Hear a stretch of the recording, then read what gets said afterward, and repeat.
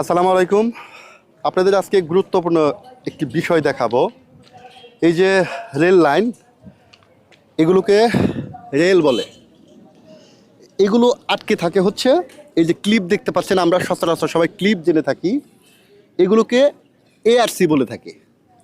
এখন অনেক সময় দেখতে পাওয়া যায় যে এগুলো, এই যে দেখেন, এই যে এটা লুজ হয়ে গেছে, এগুলো কিন্তু রিপেয়ারিং করা হবে। ওই যে পিছনে দেখতে পাচ্ছেন ওয়েম্যান, কিম্যান বা গ্যাং মিস্ত্রি বলেন, যাই বলেন, তারা কিন্তু এইগুলো ঠিক করে থাকে। বা একটা একটা কথা বলে দেই যে বাংলাদেশের যত রেলপথ আছে, মানে 7 কিলোমিটার বা 10 কিলোমিটার সেকশনে ভাগ করা, 11 জন করে মানে ওয়েম্যান থাকে, 2জন মেট থাকে, 9জন ওয়েম্যান থাকে, তার মধ্যে একজন কিম্যান থাকে।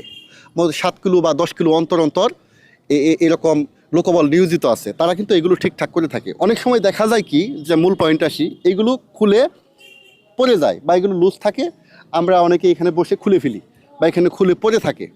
আপনারা এইগুলোকে বাসায় অনর্থক নিয়ে যান, এগুলো কিন্তু কোনো কাজে আসে না ভাই। এইগুলো আপনারা কি করবেন, নিকটস্থ যে সকল স্টেশন আছে, স্টেশনে এগুলো হস্তান্তর করে দিবেন। আপনাকে মনে রাখতে হবে, এইগুলোর জন্যই কিন্তু একটা রেলের চাকা নিরাপদে, সচলভাবে, নিরাপদে একটা ট্রেন নির্দিষ্ট একটা গন্তব্যে যায়।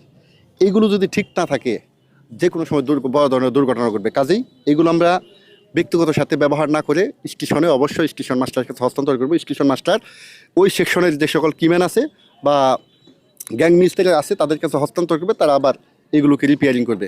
একটি বিষয় আমরা অবশ্যই মনে রাখবো, এইগুলো যদি আমরা খুঁজে পাই, কুড়িয়ে পাই, নিকটস্থ স্টেশন মাস্টারের কাছে দিয়ে দিব। নিরাপদে ট্রেন চলাচলের স্বার্থে আমরা এইগুলোকে কখনোই এদিক সেদিক ফেলে দিব না।